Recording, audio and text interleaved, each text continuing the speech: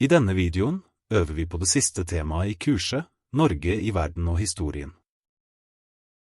Du får høre spørsmål og eksempelsvar, som hjelper deg å snakke naturlig og tydelig på B1-B2-nivå. Husk at du kan stoppe videoen og prøve å svare selv før du hører eksempelet. Hvis du vil lese flere eksempler og svar, finner du alt i PDF-filen i den siste seksjonen. La oss begynne.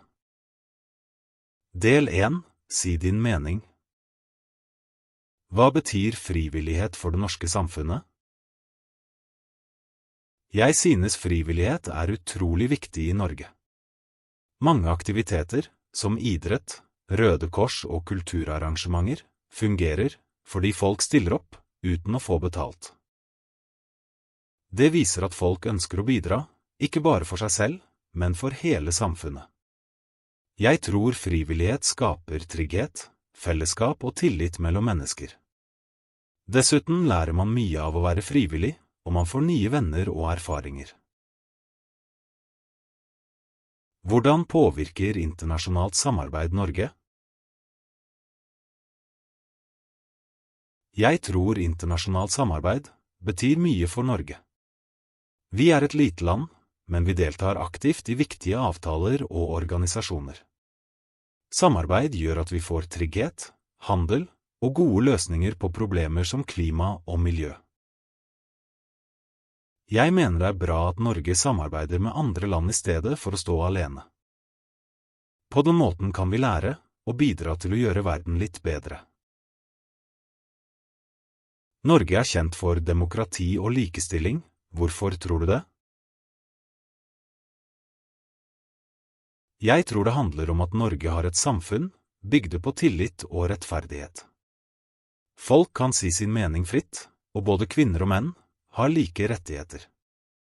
Mange nordmenn deltar i valg og bryr seg om samfunnet. Det er også vanlig at både menn og kvinner jobber, og at man deler ansvar hjemme. Alt dette gjør at Norge har fått et godt rykte som et åpent og demokratisk land. Hva synes du om Norges rolle i FN? Jeg mener Norge spiller en viktig rolle i FN. Vi er med og støtter fredsarbeid, miljø og menneskerettigheter. Selv om Norge er et lite land, har vi et godt rykte, fordi vi prøver å være rettferdige og samarbeide med alle. Jeg liker at Norge bruker sin rikdom til å hjelpe i verden, ikke bare tenke på seg selv. Samtidig er det viktig å passe på at vi hjelper de som faktisk trenger hjelp. Hva tenker du om forholdet mellom Norge og NATO? Jeg synes det er bra at Norge er med i NATO. Det gir trygghet og sikkerhet i en urolig verden. Norge er et lite land, og det ville vært vanskelig å forsvare seg alene. Samtidig synes jeg det er viktig at Norge har en balanse. Vi må ikke gjøre alt som stormaktene bestemmer.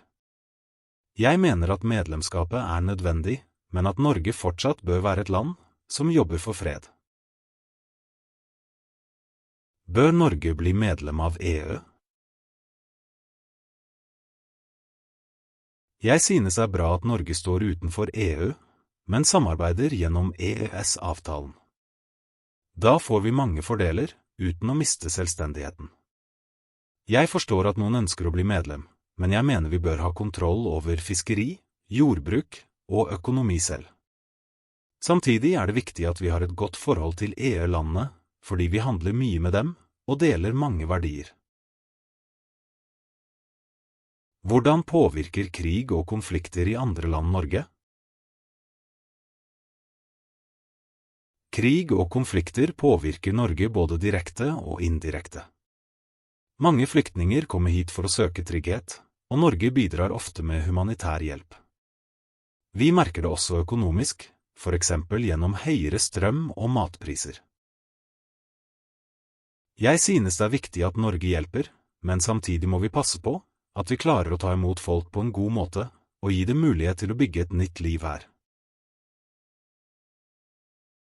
Hva synes du om at Norge gir mye bistand til andre land? Jeg synes det er bra at Norge hjelper fattigere land, men det må skje på en klok måte. Jeg tror ikke penger alene løser problemer. Hjelp bør gå til utdanning, helse og prosjekter som gir folk mulighet til å klare seg selv. Det viktigste er at hjelpen faktisk gjør en forskjell, og ikke bare blir brukt på politikk og byråkrati. Hvorfor er det viktig å bevare norsk kultur og tradisjoner? Jeg synes kultur og tradisjoner er en viktig del av identiteten til et land. Ting som 17. mai, bunad og folkemusikk binder folk sammen og minner oss om historien vår. Samtidig kan vi ta vare på norsk kultur og være åpne for nye impulser. Jeg tror det er en styrke å kunne kombinere gamle tradisjoner med moderne verdier. Det gjør samfunnet mer spennende og levende. Del 2. Snakk sammen om et tema. Samtaletemaer. Hva betyr det for deg at Norge samarbeider med andre land? Synes du Norge bør hjelpe andre land mer, eller ta vare på seg selv først? Hva tenker du om at Norge ikke er medlem av EU? Er du enig i at Norge bør være med i NATO? Hvordan påvirker krig og konflikter i andre land livet i Norge, synes du? Hvorfor tror du mange nordmenn jobber frivillig? Hva liker du best med norsk kultur og tradisjoner? Hva synes du Norge kan lære av andre land? Hvis du vil fortsette å øve og diskutere disse temaene, kan du gå til seksjon 12, diskusjoner og samtaler i kurset. Der kan du skrive hva du mener, lese hva andre elever har skrevet, og øve muntlig ved å lese svarene høyt. Det er en fin måte å trene norsk på sammen med andre. Del 3. Ta stilling til en påstand. Norge bør hjelpe andre land mer enn i dag. Jeg synes Norge allerede hjelper mye, men det er bra at vi bidrar. Vi er et rikt land, og vi har mulighet til å støtte de som har det vanskelig.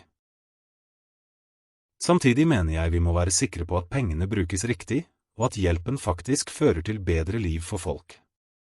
Jeg tror balanse er viktig, hjelpe andre, men også ta vare på mennesker som sliter her i Norge. Norge bør bli medlem av EU. Jeg forstår at å bli med i EU kunne gjort handel og samarbeid lettere, men Norge ville også mistet litt selvstendighet. Jeg synes EØS-avtalen fungerer bra. Vi samarbeider med EU, men bestemmer mye selv. Så for meg er det ikke nødvendig å bli medlem nå. Det viktigste er å ha et godt samarbeid. Norge er et forbilde for andre land.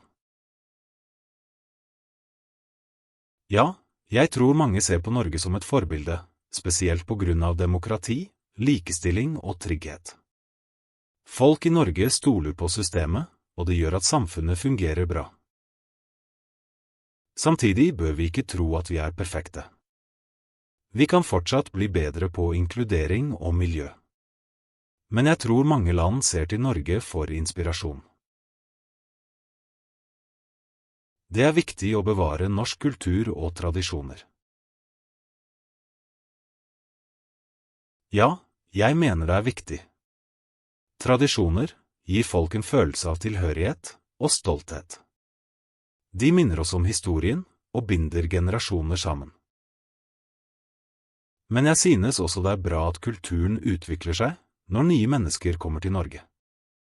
Man kan ta vare på det gamle og samtidig være åpen for det nye. Frivillig arbeid bør være en del av norsk utdanning. Det synes jeg faktisk er en god idé. Hvis elever får prøve å være frivillige, lærer de å ta ansvar og bidra til samfunnet. Det kan også hjelpe dem å forstå hvor viktig samarbeid og empati er. Frivillig arbeid handler ikke bare om å hjelpe andre, men også om å vokse som person. Norge bør bruke mindre penger på bistand og mer på egne problemer. Jeg skjønner at mange tenker sånn, spesielt når prisene øker og mange sliter her hjemme. Men jeg synes ikke vi skal slutte å hjelpe andre. Norge har råd til å gjøre begge deler, hjelpe folk i landet og støtte de som virkelig trenger det ute i verden. Det viktigste er å bruke pengene smart, slik at hjelpen faktisk hjelper. Hvis du vil fortsette å øve og diskutere temaene, kan du se alle spørsmålene i PDF-filen i seksjon 11. Du kan også gå til seksjon 12, diskusjoner og samtaler inne i kurset. Der kan du skrive hva du mener, lese hva andre elever har skrevet, og øve på å snakke norsk på en naturlig måte.